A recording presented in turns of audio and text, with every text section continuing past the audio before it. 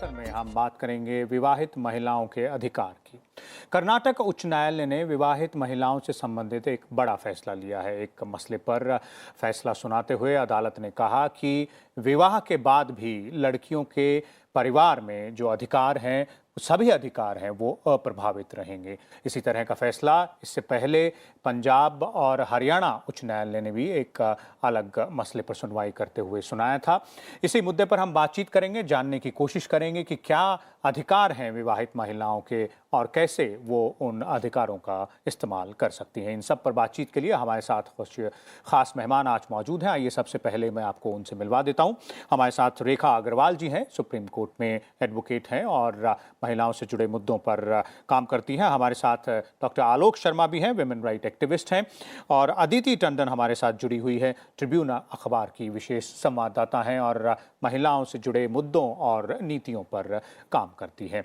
आप सबका स्वागत है राज्यसभा टेलीविजन में। सबसे पहले रेखा अग्रवाल जी, आपसे शुरुआत करना चाहूंगा। और ये जो फैसले हैं, चाहे वो कर्नाटक उच्च न्यायालय का हो या फिर पंजाब और हरियाणा उच्च न्यायालय की तरफ से जो फैसला आया हो, पहली बात तो ये कि ये किस तरह के फैसले हैं, इनको किस तरह से देखा जाए, और दूसरा ये कि महिलाओं को अभी भी, खासतौर पर विवाहित महिलाओं को अपने अधिकार पाने के लिए कानून का दरवाजा खटखटाने की, कोर्ट का दरवाजा खटखटाने की जरूरत क्यों पड़ रही है?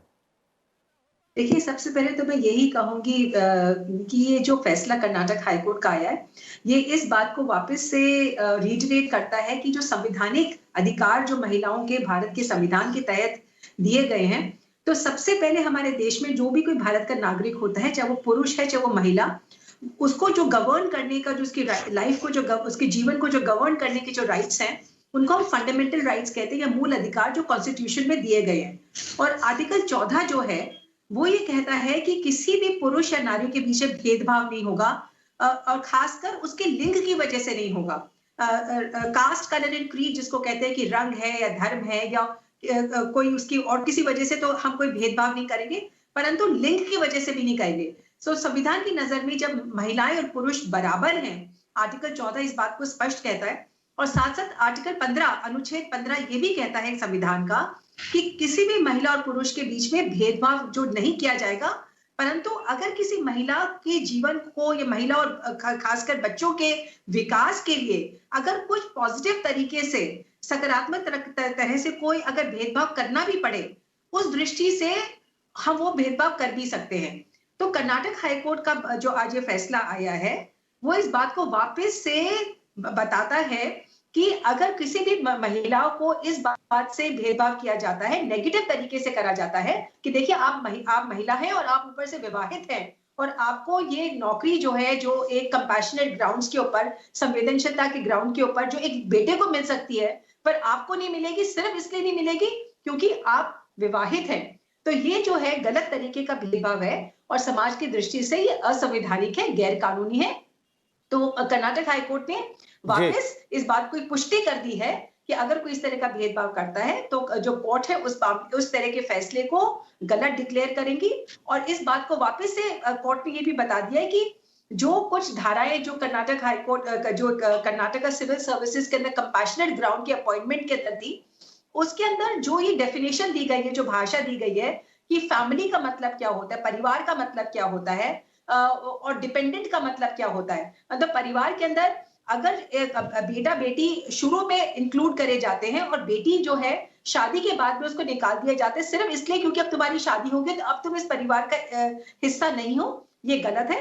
और साथ साथ आप अब निर्भर नहीं हो, अब डिपेंडेंट नहीं हो इस परिवार के ऊपर। तो मैरिड डॉटर डिपेंडेंट है कि नहीं, ये अलग दृष्टि से देखा जा सकता है, परंतु सिर्फ क्योंकि वो उसकी शादी हो गई है, आप उसको उस बेनिफिट से डिनाई नहीं कर सकते, वंचित नहीं कर सकते जो उसके भाई को मिल रहा है। अब इस केस को देखिए कि बहुत ही अनोखा केस है, जहां पर जो महिला भुवनेश्वरी जिसने कोर्ट का दरवाजा खटखटाया, उसको अपने पिता के देहांत के बाद में सरकारी नौकरी लेने के लिए जब उसने संवेदनशीलता के अधिकार से मांगा कि मुझे ये नौकरी मिल जानी चाहिए, तो उसका जो भाई है वो क्वालिफाइड नहीं था, भाई के पास में वो क्वालिफिकेशन नहीं थी जो उस नौकरी के लिए जरूरी थी।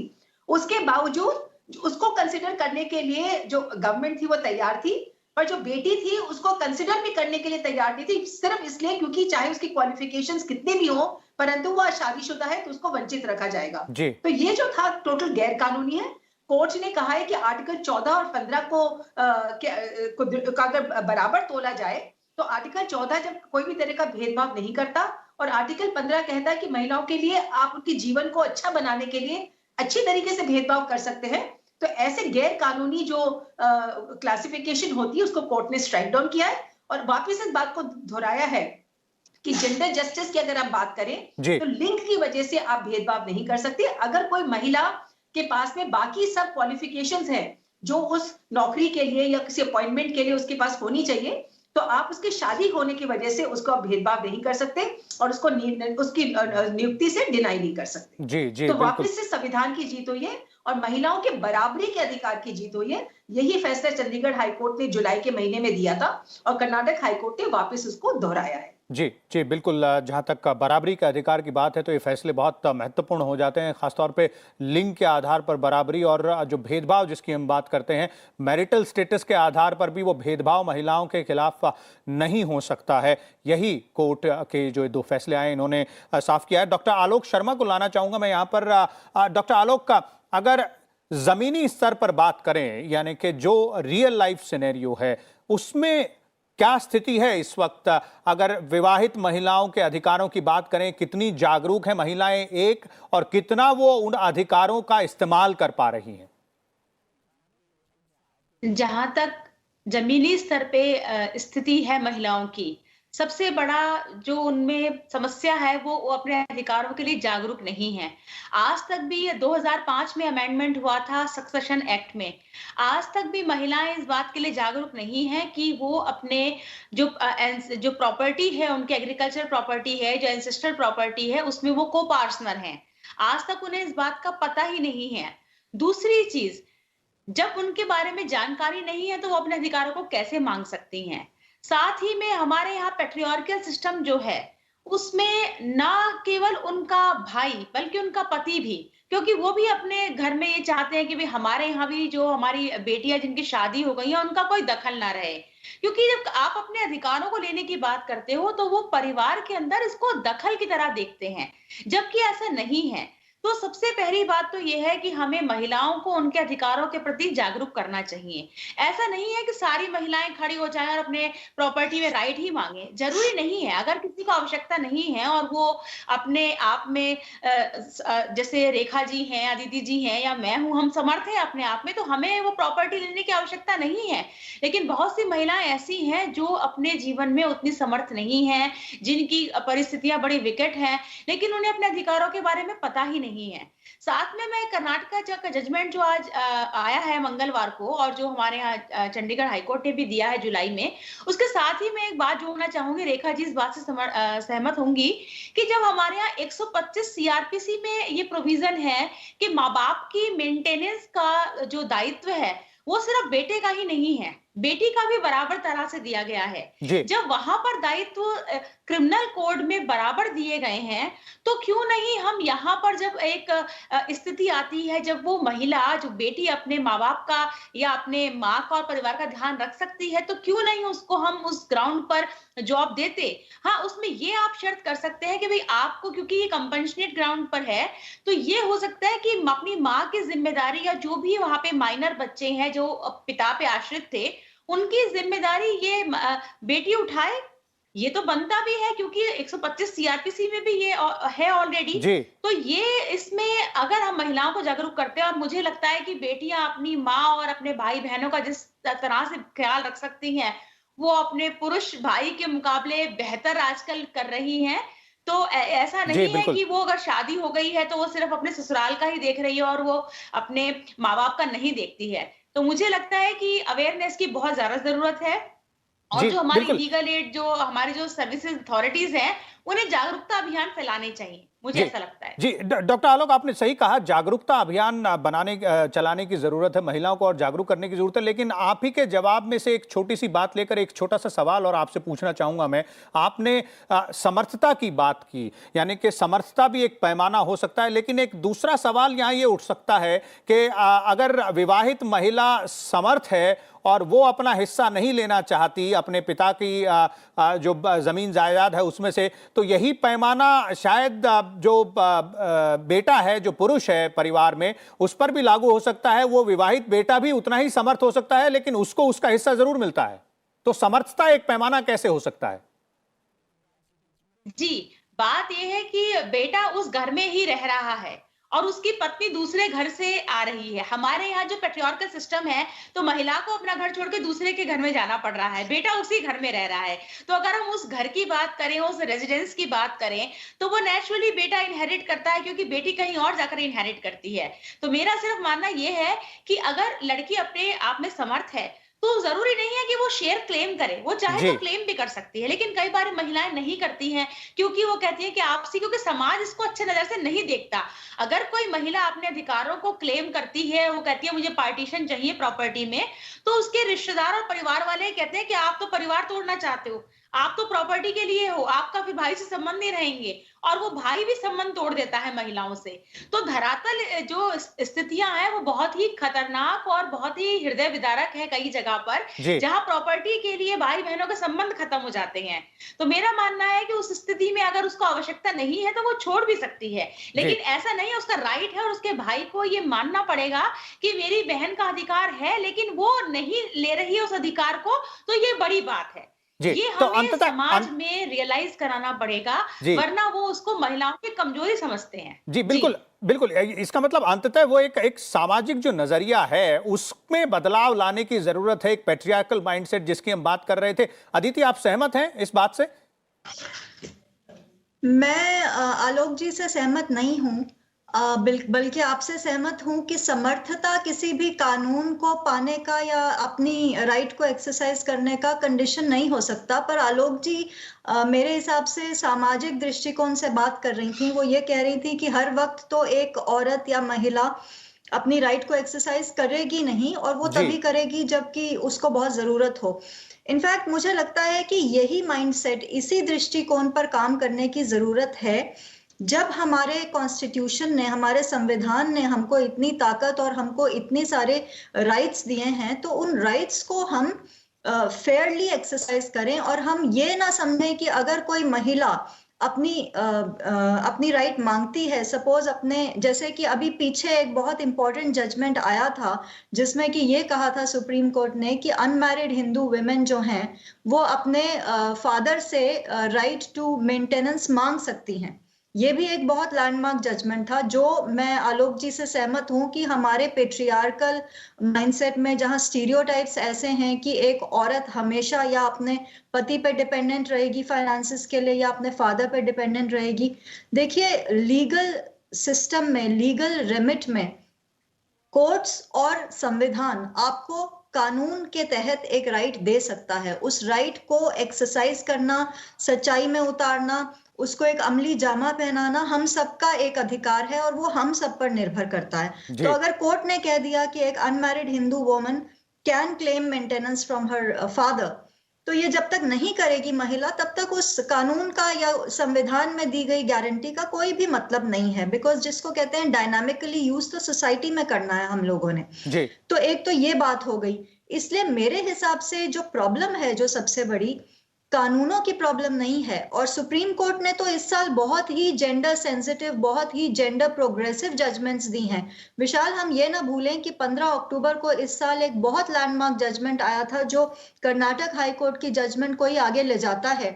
जो शेयर्ड हाउस होल्ड का डेफिनेशन है protection of women from domestic violence act 2005 में, आपको याद होगा 2005 में एक जजमेंट में सुप्रीम कोर्ट ने कहा था कि शेयर्ड हाउस होल्ड वही माना जाएगा जहां एक महिला अपने पति के साथ रहती है, या वो रेंटेड अकोमोडेशन हो सकती है, पति की ऑफिशियल अकोमोडेशन हो सकती है, या एक फैमिली का एक घर हो सकता है जिसमें कि पति का टाइटल हो या पति का हिस्सा हो। लेकिन अभी 15 अक्टूबर को उस जजमेंट को रिवर्स करते हुए एपेक्स कोर्ट ने एक नया जजमेंट ये दिया है कि शेयर्ड हाउस होल्ड महिला के रिलेटिव्स का भी हाउस होल्ड, मतलब महिला के पति के रिलेटिव्स का हाउस होल्ड भी शेयर्ड हाउस होल्ड के डेफिनेशन में आता है। ये जरूरी नहीं है कि उसका पति उस पर्टिकुलर प्रॉपर्टी में हिस्सेदार हो। तो कहने का मतलब यह है कि अगर महिला उस अपने पति के साथ एक डोमेस्टिक रिलेशनशिप में, एक मैट्रिमोनियल होम में रहती है, तो शेयर्ड हाउस होल्ड की डेफिनेशन इतनी एक्सपैंड कर दी गई है। लेकिन बात वहीं आकर रुक जाती है जो आपने एक बहुत ही महत्वपूर्ण सवाल उठाया कि क्या हमारी महिलाएं अपने कानूनी अधिकारों से वाकिफ हैं, क्या वो जानती हैं कि वो किस हद तक जा सकती हैं, क्या किसी को पता है कि right to reside in marital home कितना एक कॉम्प्रिहेंसिव राइट है जो हिंदू एडॉप्शन और मेंटेनेंस एक्ट 1956 के तहत उनको मिला हुआ है। और ये सब इंपॉर्टेंट इसलिए है कि महिला और पुरुष शादी के बाद एक बंधन में बनते हैं तो एक इक्वालिटी, जो कि मैडम ने पहले अपने ओपनिंग रिमार्क्स में कहा कि संवैधानिक हमको इक्वालिटी मिली हुई है, और ये कानून वो तरीका है कि इनको कैसे हम फ्रक्टिफाई और कैसे हम रियलाइज करें अपनी राइट्स को। जी अवेयरनेस बहुत जरूरी है विशाल, किसी भी कानून के सक्सेस के लिए। जी बिल्कुल सही कहा आपने, और इसी बात पर मैं रेखा अग्रवाल जी को लाना चाहूंगा। रेखा जी, जरूर आपसे जानना चाहूंगा, जिस तरह दोनों ने कहा, डॉक्टर आलोक ने कहा कि एक जो पैट्रियार्कल माइंडसेट है, एक जो नजरिया है, उसको बदलने की जरूरत है, और अदिति भी उसका समर्थन कर रही है। और ये बात जो अदिति ने कही कि अधिकार कानून ने जरूर दिए हैं हम लोगों को, लेकिन उन अधिकारों को अमली जामा पहनाने की जो जिम्मेदारी है वो हम लोगों पर है, वो समाज पर है। लेकिन इसका जवाब दें और इस पर आप बात रखें, उससे पहले आप थोड़ा सा हमारे दर्शकों को के लाभ के लिए बताइए कि क्या वो मोटे तौर पर कानून हैं, विवाहित महिलाओं के जो अधिकार हैं, उनको जो अधिकार देते हैं, वो मोटे तौर पर क्या क्या कानून है? अगर आप अपॉइंटमेंट की बात करें, कि नौकरी की बात करते हैं कहीं पर गवर्नमेंट सर्विस के अंदर, तो जैसे कि अभी मैंने कर्नाटक हाई कोर्ट और चंडीगढ़ हाई कोर्ट के ऑर्डर के बारे में भी बताया, तो और बाकी पैनलिस्ट ने भी बताया, तो दोनों कोर्ट्स ने, और सबसे पहले तो जैसे मैंने बताया था कि संविधान में पहले ही लिखा हुआ है कि कोई भी तरह का भेदभाव नहीं हो सकता, और अगर अपॉइंटमेंट में किसी नौकरी के अपॉइंटमेंट के अंदर कोई भेदभाव नहीं हो सकता, तो जीवन में भी कोई भी अगर क्षेत्र की बात करें, परिवार की बात करें, समाज की बात करें, यहाँ तक कि अगर हम कोई जो आर्म फोर्सेस हैं, हमारी आर्मी है, नेवी है, उनके एयरफोर्स के बारे में भी बात करें, तो वहां पर भी रोज हम देखते हैं कि कोर्ट्स के अंदर कई लेडीज जो है केसेस फाइल करती है, जहां पर कहती है कि अगर ये वाला जो जॉब है किसी लड़के को दिया जा सकता है, किसी पुरुष को दिया जा सकता है, तो किसी महिला को क्यों नहीं। तो जैसे कि अदिति जी ने भी कहा, डॉक्टर आलोक ने भी कहा कि हमको अपना पेट्रियार्कल जो माइंडसेट है वो चेंज करना पड़ेगा। लड़की जैसा ही पैदा होती है, हमारे समाज में उसको एक पराया धन समझा जाता है। पराया इसलिए क्योंकि वो शादी के बाद में पराई हो जाएगी, दूसरे घर में चले जाएगी। परंतु महिलाओं का किसी भी लिहाज से, संवैधानिक तरीके दृष्टि से देखें तो कहीं पर भी शादी होने के बाद में कहीं पर भी अपने भाइयों से जो अधिकार है संपत्ति के अंदर कहीं कम नहीं होता। डॉक्टर आलोक ने भी इस बात को बताया कि जो हाल ही के अंदर सुप्रीम कोर्ट ने जो बदलाव किया है कानून के अंदर, 2005 के अंदर जो एक बेंचमार्क करा गया था कि कौन सी लड़कियां 2005 के पहले हुई हैं या बाद में हुई हैं, वो सारे भेदभाव हटा दिए गए। लड़की और लड़का, पुरुष और महिला, उसके बीच में कोई तरह का फर्क नहीं होगा। जहां पर हम इनहेरिटेंस की बात करेंगे, प्रॉपर्टी इनहेरिटेंस की, और अगर हम अपने उनके पारिवारिक शादी के बाद के अगर कोई अधिकारों की बात करें तो वो अपने पति के बराबर है, हर दृष्टि से बराबर है। शादी के बाद में अगर पति उनको कोई भी तरीके से परेशान करते हैं, अपने जो मैट्रिमोनियल होम है उनसे निकालने की कोशिश करते हैं, इस तरह का ये आर्गुमेंट किया जाता है, जैसे कि तरुणा बत्रा के केस के अंदर पहले किया गया था कि एक ससुर ने अपनी बहू को घर में रहने से यह मना कर दिया था कि ये प्रॉपर्टी मेरी है, तुम्हारे पति का इस प्रॉपर्टी के अंदर कोई भी अधिकार नहीं है। इसी कानून के, इस जजमेंट के तहत ही बहुत सारी जो मैरिड औरतें थी उनको अपने ससुराल में रहने का अधिकार नहीं मिलता था, और उनका जो पति है उनको गुमराह करने के लिए कोर्ट में ये दलील देता था कि देखिए मेरे को या तो बेदखल कर दिया गया है, मैं अपने पिता की संपत्ति में कोई अधिकार नहीं रखता, मेरे को मेरे पिता ने निकाल दिया है, या मैं किराए के मकान में रहता हूँ। खुद किसी महल में शादी के टाइम पर तो दिखाया जाता है कि मैं महल में रहता हूँ, पर जब कोर्ट में झगड़ा आता है तो दिखाते हैं कि मैं किसी झुग्गी झोपड़ी में रहता हूँ, मैं तो किराए के ऊपर रहता हूँ। तो आज वो जो तरुणा बत्रा की जो जजमेंट है वो भी सेटिसाइड कर दी गई है सतीश चंद्र के केस के अंदर, जहां पे स्नेहा नाम की लड़की ने अपने ससुर को इसी बात पे चैलेंज किया था कि मैं आपके घर में बहू बन के आई हूँ, आप अपने बेटे को बेदखल करें, या आपके बेटे का इस घर में अधिकार है या नहीं है। मैं जब इस घर की बहू हूँ, मैं आपके बेटे की पत्नी हूँ, तो मेरे को इस घर में रहने का पूरा अधिकार है, आप मेरे को उस अधिकार से वंचित नहीं कर सकते। तो समय समय पर बहुत ऐसे कानून आए विशाल जी, राइट ऑफ इनहेरिटेंस की बात करें, मेंटेनेंस की बात करें, महिलाओं को शादी के बाद में अपने पति से तो मेंटेनेंस रहने का अधिकार है ही, ये पहले से भी था, और अब इस बात को और भी कर दिया क्लियर है। अभी हाल ही में जो justice Indu Malhotra supreme court की जो जज है, उन्होंने एक और बहुत सुंदर फैसला दिया है रजनीश वर्सेस नेहा के केस के अंदर, कि कोई भी जो पुरुष है, अगर वो अपनी शादी के बाद में अपनी पत्नी को मेंटेनेंस से वंचित करता है, कोई भी ग्राउंड के ऊपर लेके, कोई भी दलील देके वो वंचित करता है, तो मूवेबल एंड इमूवेबल प्रॉपर्टी यानी कि चल अचल संपत्ति के अंदर उसको अपनी पत्नी को पूरा का पूरा अधिकार देना पड़ेगा। और उसके लिए सुप्रीम कोर्ट ने अभी हाल ही के अंदर एक बहुत सुंदर एक एफिडेविट हलफनामा तैयार करा है कि ये हलफनामा पूरे के पूरे देश के अंदर लागू होएगा। तो कई बार क्या होता है कि विशाल जी की कोर्ट के अंदर ये दलील दी जाती है कि देखिए ये वाला जो कानून है ये फलाने राज्य के अंदर चलता है, जी बिल्कुल, इस राज्य के अंदर नहीं चलता। तो वो सारी जो किंतु परंतु की जो सिचुएशंस थी वो सारी बदल गई है। और सिर्फ एक जो मुझे लगता है कि अभी हाल में जैसे डॉक्टर आलोक शर्मा ने भी बताया वो कि जो बेटियों को इनहेरिटेंस से वंचित किया जाता है, कुछ राज्यों में अभी भी इस तरह के पुराने जो है रूढ़िवादी प्रथाएं और कानून अभी भी चलते जा रहे हैं। जैसे उत्तर प्रदेश में कहा जाता है कि शादी के बाद में विवाहित लड़की को एग्रीकल्चरल प्रॉपर्टी के अंदर अधिकार नहीं मिलेगा, सिर्फ उसके भाई को मिलेगा, और उसको तभी राइट मिलेगा अगर वो विडो है, अगर वो विधवा हो गई है तभी उसको उस संपत्ति के अंदर अधिकार मिलेगा। तो फिर वही बात घूम फिर के आ जाती है कि महिलाओं के जो अधिकार है उनको उनके विवाह के साथ में अब कंट्रोल नहीं कर सकते कि भाई तुम विवाहित हो तो ऐसा होगा, तुम अविवाहित हो तो ऐसा होगा, तुम विधवा हो गई हो तो तुम्हें ऐसा मिलेगा। महिलाओं को पुरुषों के बराबर समझो, यही हमारा संविधान कहता है। और उसी दृष्टि में जो रोज फैसले आ रहे हैं वो उसी दृष्टि को के अंदर आगे बढ़ रही है। जी जी बिल्कुल। और एक आखिरी सवाल मैं दोनों डॉक्टर आलोक और अदिति दोनों से करना चाहूंगा, क्योंकि डॉक्टर आलोक आपने अपने शुरुआती जवाब में कहा था कि जो जमीनी स्तर पर जो स्थिति है उसमें और बदलाव लाने की जरूरत है, महिलाओं को और जागरूक होने की जरूरत है, और अधिकारों को अमली जामा पहनाने की जो जिम्मेदारी है वो हम लोगों की है, समाज की है। तो उसके लिए क्या किए जाने की आवश्यकता है?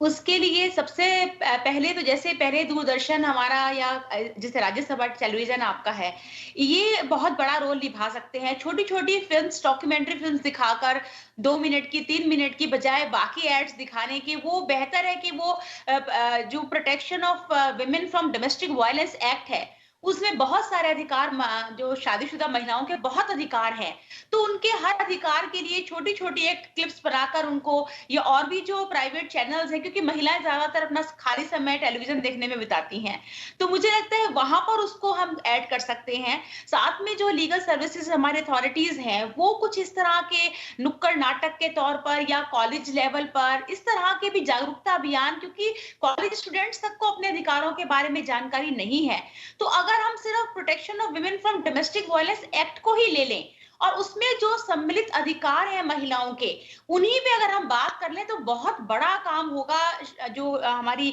शादीशुदा महिलाएं हैं उनको बहुत जागरूकता मिलेगी। अब जो आहूजा जी वाला जजमेंट जो आया है, जो बात कर रहे हैं, बहुत ही लैंडमार्क जजमेंट है। और पहले बत्रा में वो इंटरप्रिटेशन सुप्रीम कोर्ट ने गलती से वो इंटरप्रिटेशन था, लॉ पहले से भी वही है। बात यह है कि जजेस की जो सेंसिटिविटी है, जिस तरह से वो लॉ को इंटरप्रेट करते हैं, वो बहुत महत्वपूर्ण है। सेक्शन सेम ही है जिसको इंटरप्रेट किया गया है, लेकिन अब उसको सही मायनों में इंटरप्रेट किया है। तो मुझे लगता है कि एजुकेशन लेवल पर, स्कूल लेवल पर, कॉलेज लेवल पर हमें बहुत काम करने की आवश्यकता है, क्योंकि वही है जहां पर महिलाएं उसको देखती हैं और वो समझ सकती हैं कि हमारे अधिकार क्या हैं। तो यहां से हम शुरू कर सकते हैं। जी जी बिल्कुल। अदिति, आपके सुझाव? विशाल, मुझे ये लगता है कि जिस तरीके से ह्यूमन राइट्स पर अब बहुत डिबेट हो रही है कि उनको स्कूल करिकुलम का हिस्सा बनाया जाए, वैसे ही आई थिंक टाइम आ गया है कि जेंडर राइट्स को भी स्कूल करिकुलम का हिस्सा बनाया जाए, क्योंकि ये चीजें आप छोटे छोटे वन ऑफ एग्जाम्पल से या वन ऑफ एफर्ट से अचीव नहीं कर सकते। जनरेशनल और माइंडसेट चेंज जो है वो बहुत लंबा एक प्रोसेस होता है, और उसके साथ जब तक आप जागो और सो नहीं, तब तक वो आपकी जिंदगी का हिस्सा नहीं बन सकता। तो स्कूल में ही एक पर्टिकुलर लेवल से, 5th स्टैंडर्ड से या सेकेंडरी स्कूल लेवल से इन चीजों का जागरूकता बहुत इंपॉर्टेंट है, क्योंकि 6-7 ही तो राइट्स हैं जो बहुत इंपॉर्टेंट हैं, स्पेशली हमारे देश में महिलाओं की जो राइट्स हैं, जिनको रेखा जी ने बहुत अच्छे से बताया, लेकिन जब तक एक्टिविटीज के माध्यम से उसको जिया ना जाए, तब तक जेंडर राइट्स और जेंडर पैरिटी को आप सेशंस और सेमिनार्स और छोटे छोटे एड्स के माध्यम से मुझे नहीं लगता अचीव कर पाएंगे। तो मुझे लगता है वक्त आया है कि अब नेशनल एजुकेशन पॉलिसी भी बदलाव की तरफ है, और अब बहुत सारे सेमिनार्स भी चल रहे हैं, उसमें भी इस बात का जिक्र है। जी उसी के माध्यम से अब स्कूलों में इस बात की चर्चा शुरू हो जानी चाहिए। जी जी बिल्कुल। ये वो तरीके हैं जिनसे और जागरूक बनाया जा सकता है लोगों को। आपका बहुत बहुत धन्यवाद अदिति, डॉक्टर आलोक और रेखा जी, आपका भी अपने विचार हमारे साथ साझा करने के लिए। तो जिस तरह हमारे एक्सपर्ट पैनल पे बैठे मेहमान कह रहे थे कि जहां तक अधिकारों की बात है, महिलाओं के अधिकारों की बात है, तो कानून में, संविधान में अलग अलग तरह से अलग अलग पहलुओं पर महिलाओं को सशक्त करने के लिए विभिन्न अधिकार दिए गए हैं। लेकिन